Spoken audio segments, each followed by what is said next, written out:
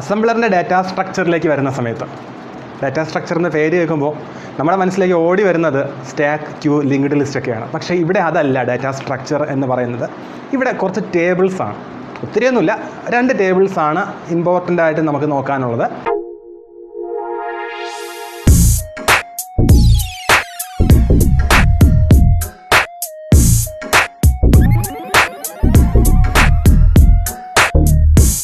Simple table, that is short ഫോമിൽ symtab എന്ന് വിളിക്കും. അതുപോലെ ഓപ്പറേഷൻ കോഡ് ടേബിൾ, അതിനെ optab എന്ന് വിളിക്കും. symtab and optab. ഇതിൻ്റെ കൂട്ടത്തിൽ ഒരു കുഞ്ഞ് വേരിയബിളിനെ കൂടെ പഠിക്കാനുണ്ട്. അതിനെയാണ് ലൊക്കേഷൻ കൗണ്ടർ എന്ന് വിളിക്കുന്നത്, LOCCTR. ഇന്നത്തെ വീഡിയോയിൽ ഞാൻ പറയാൻ ഉദ്ദേശിക്കുന്നത് symtab-നെ കുറിച്ചും optab-നെ കുറിച്ചും ലൊക്കേഷൻ കൗണ്ടറിനെ കുറിച്ചുമാണ്. എല്ലാവർക്കും എൻ്റെ വീഡിയോയിലേക്ക് സ്വാഗതം. ആദ്യം തന്നെ ലൊക്കേഷൻ കൗണ്ടറിനകത്തേക്ക് കയറാം.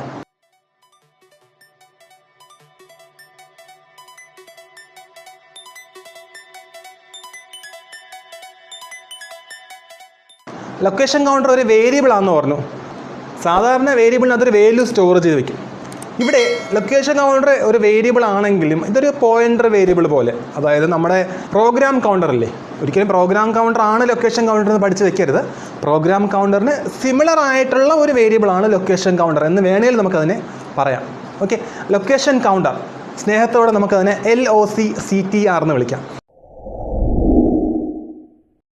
ഈ ലൊക്കേഷൻ കൗണ്ടറിനകത്ത് ഒരു വാല്യൂ സ്റ്റോർ ചെയ്ത് വെക്കുമെന്ന് പറഞ്ഞു.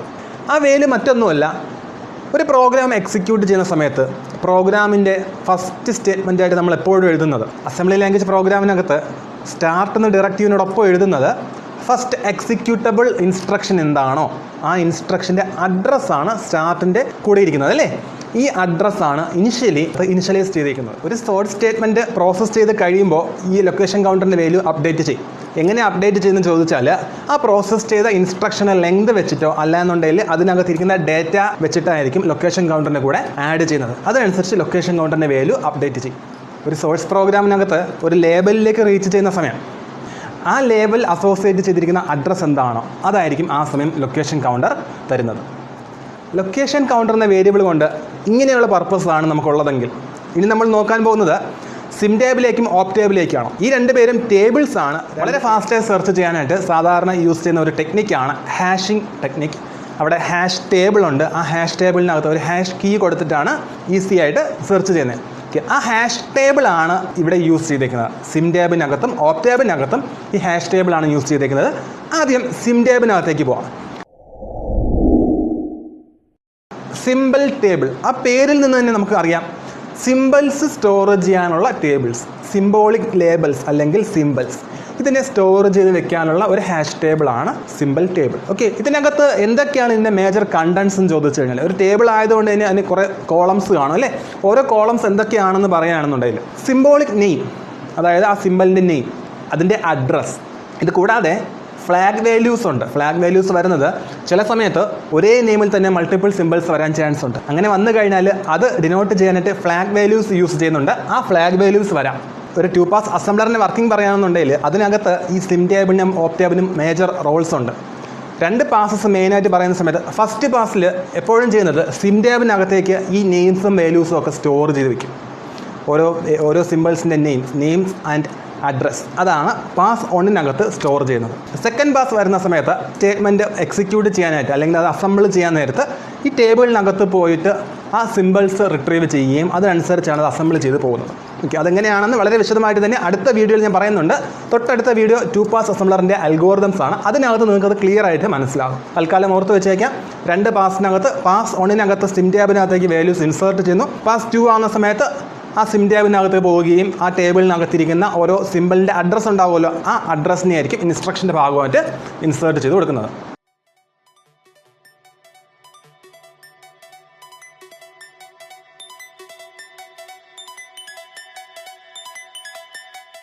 optab-ൻ്റെ കാര്യം പറയുകയാണെന്നുണ്ടെങ്കിൽ ഓപ്പറേഷൻ കോഡ് ടേബിൾ, ഓപ്പറേഷൻ ചെയ്യാനുള്ള ഓരോ കോഡ്സ് സ്റ്റോർ ചെയ്ത് വെച്ചേക്കുന്ന ടേബിൾ.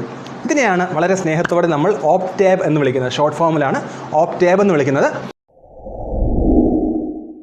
optab-നെ പറയുന്ന സംബന്ധിച്ച് ഓരോ ഓപ്പറേഷൻസ് പെർഫോം ചെയ്യാനുള്ള കോഡാണ്. സോഴ്സ് സ്റ്റേറ്റ്മെൻറ്റിനകത്ത് ഓരോ ഓപ്പറേഷൻസ് പെർഫോം ചെയ്യാനുള്ള കോഡ് ഉണ്ടായിരിക്കും. ഈ ഓപ്പറേഷൻ കോഡാണ് ഓപ്റ്റാബിനകത്തേക്ക് സ്റ്റോർ ചെയ്ത് പോകുന്നത്. ഈ ഓപ്റ്റാബിൻ്റെ കണ്ടൻസ് എന്തൊക്കെയാണെന്നറിയോ? നോർമൽ കേസിൽ ആ നിമോണിക് കോഡും അതുപോലെ തന്നെ അതിൻ്റെ മെഷീൻ ഇക്വലൻറ്റും ആയിരിക്കും ഓപ്റ്റാബിനകത്ത് വരുന്നത്. കോംപ്ലക്സ് ആയിട്ടുള്ള അസംബ്ലർ ആണെന്നുണ്ടെങ്കിൽ ഈ പറഞ്ഞവ കൂടാതെ ഇൻസ്ട്രക്ഷൻ ഫോർമാറ്റും ലെങ്തും ഒക്കെ ഓപ്റ്റാബിനകത്തുണ്ടായിരിക്കും.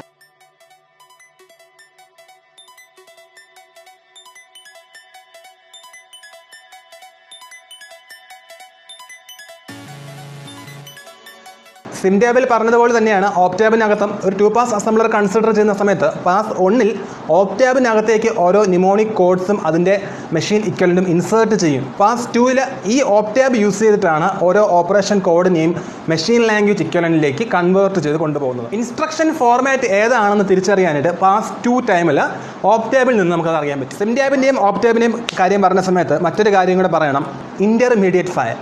അതുകൂടെ നമ്മളിപ്പോഴൊന്ന് ഓർത്ത് വെച്ച് കഴിഞ്ഞാൽ നന്നായിരിക്കും. ഇൻ്റർമീഡിയറ്റ് ഫയലിലേക്കാണ് പല കാര്യങ്ങളും എഴുതി വെക്കുന്നത്. ഈ ഇൻ്റർമീഡിയറ്റ് ഫയലാണ് പാസ് 2-ൻ്റെ ഇൻപുട്ടായിട്ട് പോകുന്നത്. അതുകൊണ്ട് തന്നെ പാസ് 2-ലേക്ക് എത്തിച്ചേരുന്ന സമയത്ത് ഇൻ്റർമീഡിയറ്റ് ഫയൽ വായിച്ചു കഴിഞ്ഞാൽ ഇൻ്റർമീഡിയറ്റ് ഫയലിനകത്ത് ഓരോ സിമ്പിൾസിനെ കുറിച്ചുള്ള ഇൻഫർമേഷൻസും ഓരോ നിമോണിക്കിനെ കുറിച്ചുള്ള ഇൻഫർമേഷൻസും അറിയാൻ കഴിയും. ആ ഇൻഫർമേഷൻസ് വെച്ചിട്ട് നേരെ എങ്ങോട്ട് പോയാൽ മതി? സിംടാബിനകത്തേക്കും ഓപ്റ്റാബിനകത്തേക്കും പോയാൽ മതി. അതെങ്ങനെയാണെന്ന് വളരെ വിശദമായിട്ട് നമുക്ക് അടുത്ത വീഡിയോയിൽ നോക്കാം. ഇന്നത്തെ വീഡിയോയിൽ വളരെ കുറച്ച് കാര്യങ്ങളുണ്ടായിരുന്നുള്ളൂ. Location counter, LOC CTR, symtab and optab 3 ആൾക്കാരാണ്. 2 ഡാറ്റ സ്ട്രക്ചേഴ്സും ഒരു വേരിയബിളും ആയിരുന്നു. ലൊക്കേഷൻ കൗണ്ടർ ഒരു വേരിയബിളാണ്. ആ ലൊക്കേഷൻ കൗണ്ടറിൻ്റെ പർപ്പസ് എന്തൊക്കെയാണെന്ന് നമ്മൾ പറഞ്ഞായിരുന്നു. ദെൻ സിംടാബ് സിമ്പിൾ ടേബിളാണ്. സിംബോളിക് നെയിംസ് സ്റ്റോർ ചെയ്ത് വയ്ക്കുന്ന ഒരു ടേബിളാണ് symtab. Then optab op codes store ചെയ്യാനുള്ള ടേബിൾ. ഓക്കെ, അടുത്ത പറയാൻ പോകുന്ന വീഡിയോ അൽഗോറിതമാണ്. 2 പാസ് അസംബ്ലറിൻ്റെ അൽഗോറിതമാണ്. ആ വീഡിയോയും ഇതും കൂടെ ഒരുമിച്ചായി കഴിഞ്ഞാൽ ഒത്തിരി ലെങ്തി ആയിപ്പോവും. അതുകൊണ്ടാണ് ഇതിന് ഞാൻ സെപ്പറേറ്റ് ചെയ്തേക്കുന്നത്. അടുത്ത വീഡിയോയിൽ നമുക്ക് വീണ്ടും കണ്ടുമുട്ടാം. Till then bye.